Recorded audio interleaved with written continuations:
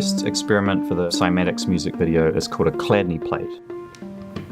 Now, Chladni plate's basically a metal plate attached to the top of a speaker. There's sand on top of the plate, and you play different tones through the speaker. The plate vibrates, which forms different shapes depending on the frequency of the sound.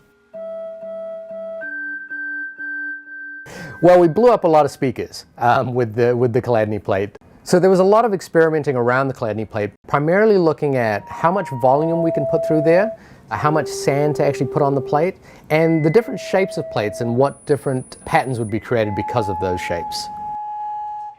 But what we were really testing was what frequencies create the most interesting repeatable patterns, because that was a key point. So we ended up playing pretty much every audio frequency through the plate to see what different shapes it would form. And for most frequencies, it doesn't really do much, but when it hits a frequency that resonates with the plate, it forms a really nice pure shape. So we found out what those tones were, and those were the tones we used to draw the plate during the video.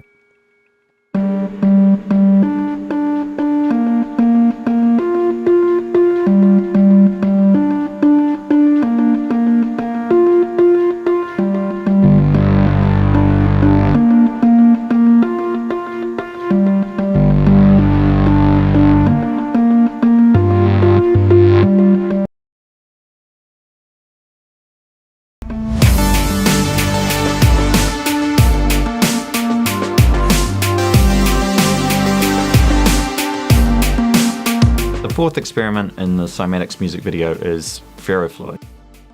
So the cool thing about ferrofluid is it's magnetic. There's nanoparticles of iron suspended in an oil, and we put a magnet underneath it. It wants to attach itself to the magnet and forms all these bizarre shapes along the magnetic lines. Ferrofluid is evil. It is so messy, it is so sticky. If you spill it, you'll get it everywhere and you'll be spending the rest of the day cleaning up. So when we were doing ferrofluid experiments, we were always very careful not to spill it because we knew that would basically be the end of the day. The cool thing about ferrofluid is it's a really alien-like subject when you put it under high contrast lighting. It just looks very defined, very sharp, and unlike anything you've ever seen before. What we were trying to figure out with the ferrofluid was how Nigel could play a note on his keyboard and have it reflected in the ferrofluid, essentially getting music to make the ferrofluid form shapes. We messed around with turning power on and off on electromagnets and ended up with a container which had 3 electromagnets in the bottom, and each one is attached to a note of the keyboard, and it forms nice ripples. And we ended up shooting it at double speed, so the ripples behave in a kind of slow manner. And we also shot it on a phantom camera which can shoot 1,000 frames a second. This was really cool footage, and we used a couple of shots of that in the final music video.